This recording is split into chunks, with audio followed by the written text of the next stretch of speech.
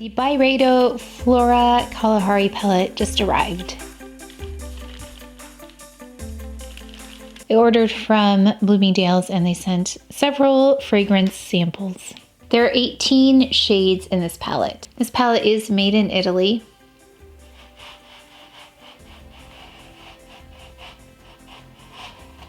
It looks like this rose design is raised. There's a nice weight to this palette. Oh wow, okay, these colors look a little bit different than they did online. So these colors look distinct versus online. Online they looked very similar. I mean, they're still similar, but I can see differences in their finishes a little bit better. So we of course will swatch all of these. There's a little residue from that deep, I think it's a purpley shade, like a plum shade on the mirror. So that tells me it's probably a softer shade, but we'll see once we get to swatching. And this is a sticker, so the B is removed with the sticker. Flora Kalahari draws on the imagined hues of an otherworldly desertscape to create 18 radiant earthen shades, from a shimmering copper sandstorm to a barren burnt umber, a delicate rose to an intense sparkling calcite.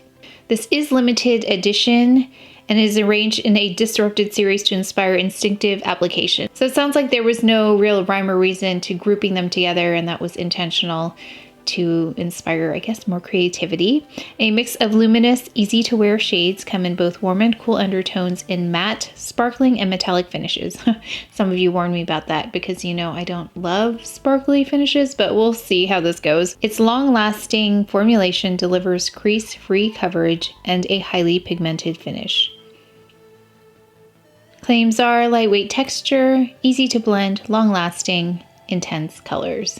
The reason I purchased the 18 pan palette is because of these two palettes. I don't normally purchase large palettes, but I was so impressed with the BYREDO formula that I wanted to try this one out. And just a cursory look, I don't really see anything that looks similar to any of the shades in either of the palettes, but like I said, if I notice something, we'll take a look. Maybe the closest is the olive shade, but that doesn't even look that close. Let's go ahead and swatch. I usually swatch in order, so I try to keep the format the same. So if I go 6 across the top and then 6 in the middle, 6 below, I think I can do that. We'll give it a try. So I've gone across the top row. We have a more shimmery white on the upper left-hand corner, although it does have some color to it, so it's not just all shimmer. It's got some white to the actual shade. Then we have this lovely, it's almost a salmony beige tone. It appears matte. And then there's that lovely, lovely olive tone. I think that's so pretty. That reminds me a little bit of the limited edition BYREDO palette I have with all the greens in it. Then there's, and it looks like it has a beautiful sheen to it. No intermittent shimmer. The first white shade does have intermittent shimmer. And then the shade next to that is a beautiful corally shade with almost some goldish shimmer in it. Very fine though. And then we have a more metallic shade next to that. A bit more metallic than the olive shade. That copper shade looks gorgeous. More of a metallic sheen on that one. No intermittent shimmer though, but the particles look a little bit bigger than the olive shade.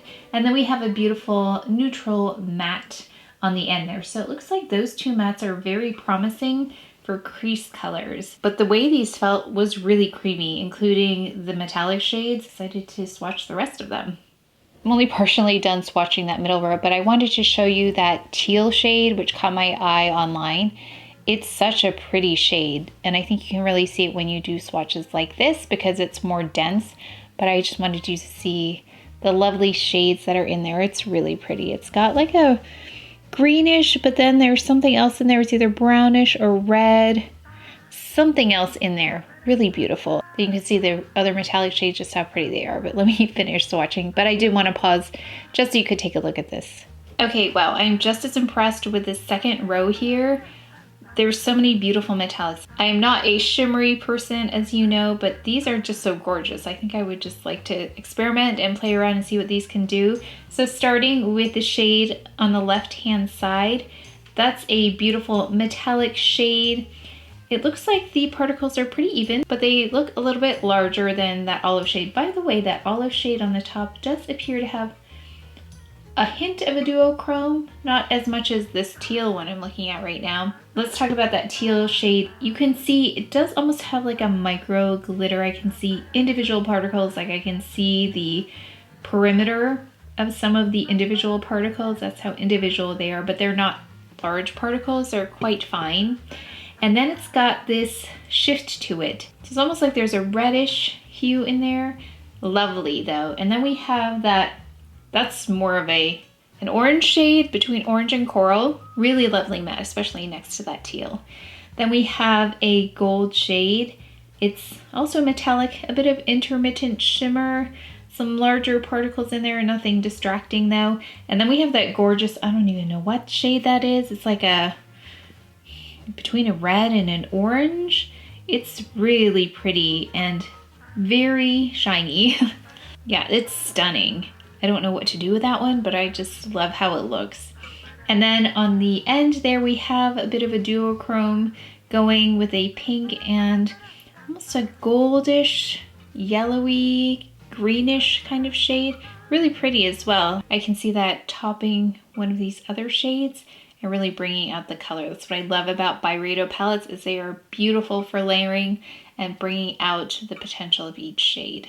So creative people are gonna love this one, I think. Got the last row here for you, and I think you're gonna see that yes, some of the shades do look very similar, and that's where we saw it in the main pan. There were 3 kind of in this lower right-hand corner that looked similar in the pan, and they do look similar once they're swatched. But let's take a look at this. We've got a corally shade, kind of like this one right here. It's a little bit more glowy. It's got a lighter shade as well, but they are very close. So this one I thought looked similar to this in the pan, but they are different. Metallic though, and then we have this beautiful purple. That went on really beautifully.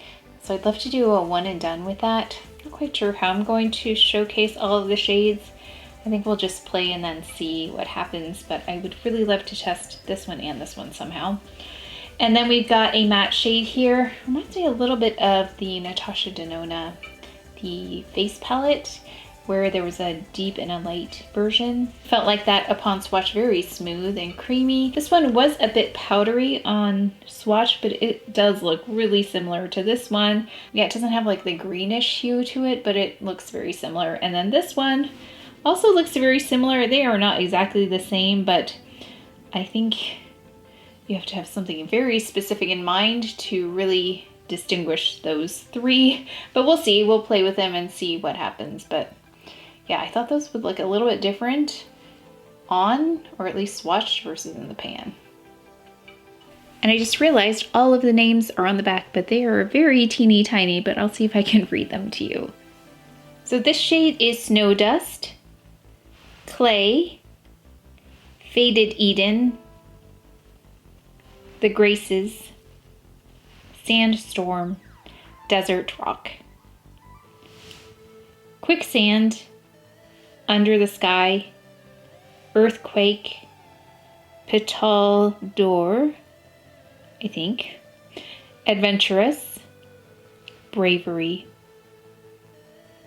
Oasis Dream, Dry Dahlia, Calcite, Burnt Umber, Epopee, Rose de Sable, I think. Overall, these swatched really beautifully. I'm very impressed, especially with the metallics, but I guess also not surprised because I love the metallics in the BYREDO palettes, even though I am not a metallic person. But I do want to see if that olive is anywhere near any of the green shades in that palette. So this is one of my favorite palettes from last year, Metal Boots in the Snow, and I'm going to swatch this one right here to see if it looks similar to the olive shade. So on the top there, we have Metal Boots in the Snow, and then we have the shade from the pan, the 18 pan, in Faded Eden. And I'm glad I did that because they feel different.